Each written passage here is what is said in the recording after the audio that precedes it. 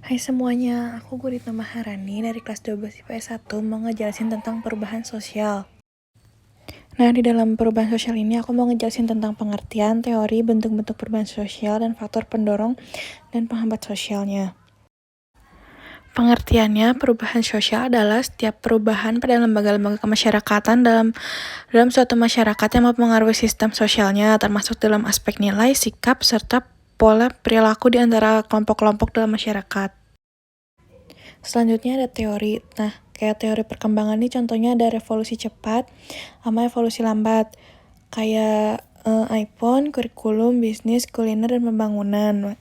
Contohnya. Lalu ada teori fungsional kayak peran sama manfaatnya. Kayak apa sih contohnya tuh kayak Gojek atau Grab. Lalu ada teori konflik. Teori konflik itu ada pertentangan dan perselisihan. Kayak reformasi. Lalu ada teori siklus. Teori siklus tuh kayak contohnya maju mundur, fashion, dan pernikahan, kayak gitu-gitu. Selanjutnya ada bentuk-bentuk perubahan sosial. Perubahan lambat, perubahan yang lama dengan rentan perubahan yang saling mengikuti dengan lambat. Lalu ada perubahan cepat. Perubahan yang berlangsung secara cepat dan tidak ada kehendak ataupun perencanaan sebelumnya.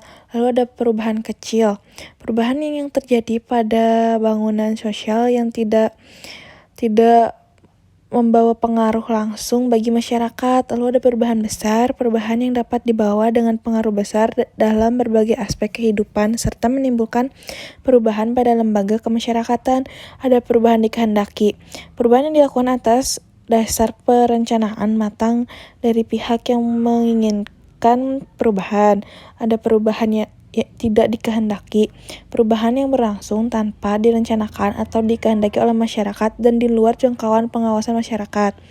Perubahan struktur. Perubahan yang mendasar dan menyebabkan munculnya reorganisasi dalam masyarakat. Perubahan proses. Perubahan yang sifatnya tidak mendasar dan tidak berpengaruh pada struktur bermasyarakatan. Lalu selanjutnya ada faktor pendorong dan penghambat sosial. Faktor pendorong adalah penyebab terjadinya perubahan sosial. Lalu terdapat dua jenis faktor pendorong. Yang pertama itu ada dari dalam atau internal. Contohnya pertama perubahan jumlah penduduk, adanya penemuan baru, pertentangan atau berkonflik, pemberontak atau revolusi. Lalu ada faktor dari luar atau eksternal, bencana alam, perang, pengaruh budaya masyarakat lain. Lalu ada faktor penghambat.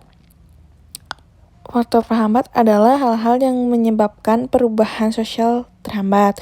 Lalu penghambat perubahan sosial antara lain yang pertama ada kurangnya hubungan dengan masyarakat lain, lalu perkembangan ilmu pengetahuan yang lambat, lalu pemikiran masyarakat yang masih tradisional, lalu terdapat kepentingan yang tertanam kuat, selanjutnya kekhawatiran terhadap goyahnya kebudayaan, lalu prasangka terhadap hal asing, lalu selanjutnya hambatan ideologis, lalu adat kebiasaan masyarakatnya.